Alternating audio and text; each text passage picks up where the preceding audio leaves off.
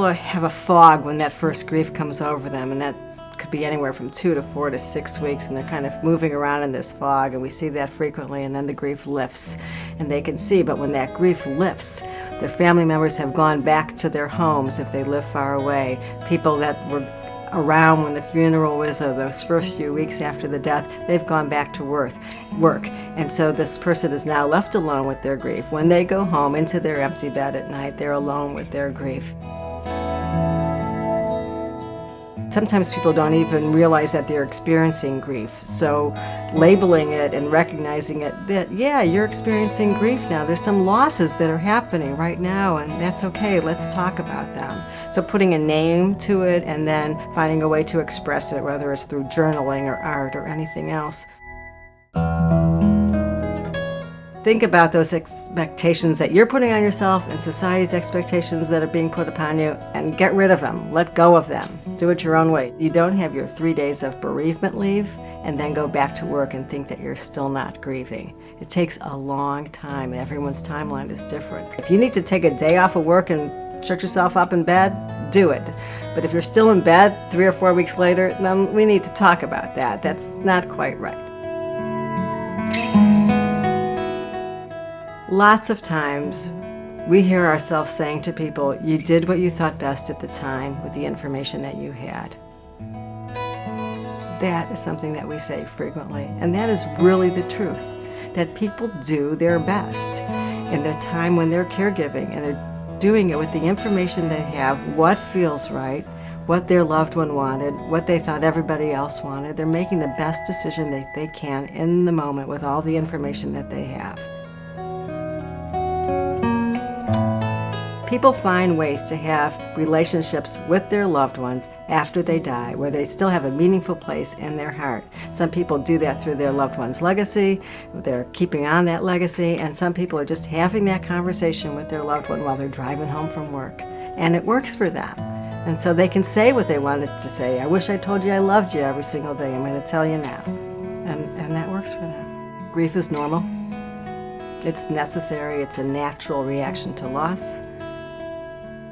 And it's a unique experience on its own timeline.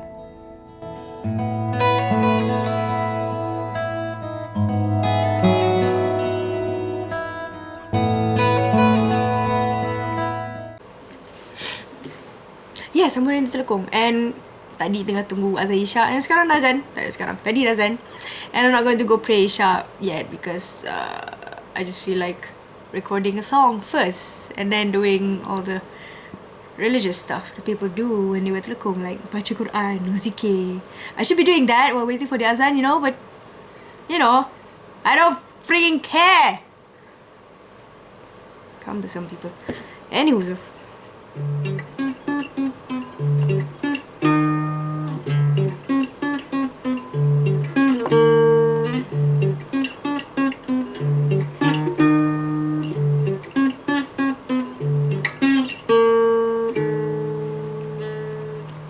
Flow, little dame, just let it go.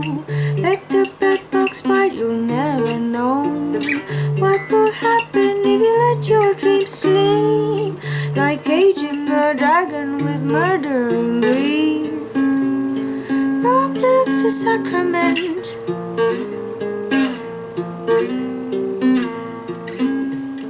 Bring down the heavens to men who began to live life again.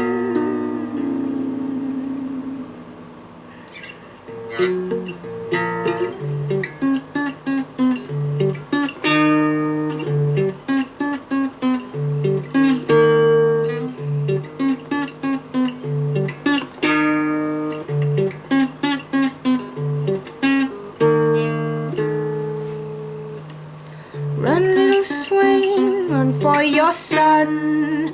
Feel the celestial tellurian.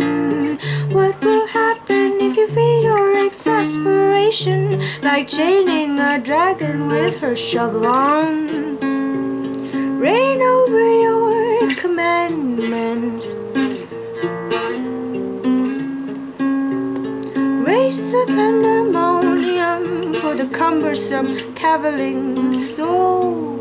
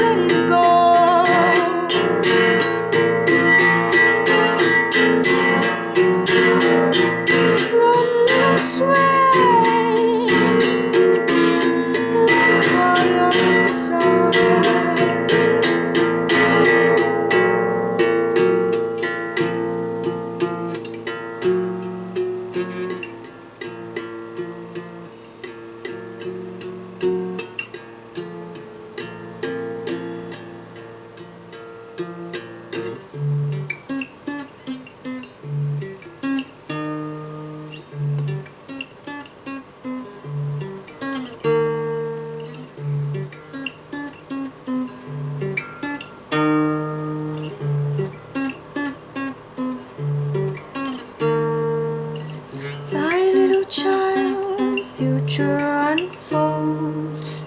Be the shifter to your very soul. This will happen if you let your mind breathe, unleashing the dragon to eternity.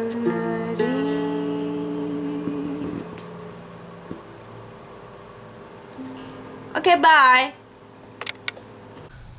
Hello, I'm Pete Gerlach. I'm the author of the Break the Cycle website at sfhelp.org. This website is composed of 8 self-study lessons that, in my opinion, as a veteran therapist and educator, every adult on the planet ought to take. What I've discovered in being a therapist with over 1,000 people in the last 30 years is that there are 3 major problems that cause personal, couple, family, societal troubles. They are psychological wounds from early childhood trauma, unawareness of a number of specific topics, those in the course, and incomplete grief. Our society in America does not do a very good job about educating people on what is healthy grieving, how do you do it, what blocks it, and if you're not finished grieving something, how can you tell, and what effect are you likely to receive. Lesson 3 in my website focuses on these important questions. You'll find in Lesson 3 a description of the 3 levels of healthy grief. Can you name them? Most people can't. They are mental, psychological, and spiritual. You'll also find a number of losses. There are 2 types of losses that we all experience, all humans, all animals. Most people, when they think of grieving, think of death. Understandable. What they don't think of is loss of a number of abstract things that are just as powerful, just as painful, and require just as much healthy grief. For example, over half of our society, American society, experiences the trauma of divorce. Families break up. Divorce causes major losses of things like invisible things like security, trust, self-respect, personal identity, important relationships. Those losses hurt just as much as losing your hand or losing your mother or father or a child. They require healthy grief. Most people don't think about it, don't recognize it, and those who are psychologically wounded tend to avoid the pain and the confusion of healthy grief. As a result, many people experience physical and emotional problems. For example, in my professional opinion, a fair amount of what is diagnosed as depression is really unfinished grief. Not always, but frequently. People routinely do not know that. So I'm here to invite you to, after you study lessons 1 and 2, which are prerequisites, study lesson 3 to find out what you need to know about healthy grieving. If you're a parent, I particularly encourage you to study this lesson so you know how to provide what I would call a pro-grief family, meaning one that helps people understand and do all 3 levels of, quote, good grief, unquote. So please do spend time, invest your time, studying lessons 1, 2, and 3, healthy grief, and you'll find your lives and your families work better. Okay, if you want to find the web address of this lesson, please look at the description of this brief video introduction. Thanks.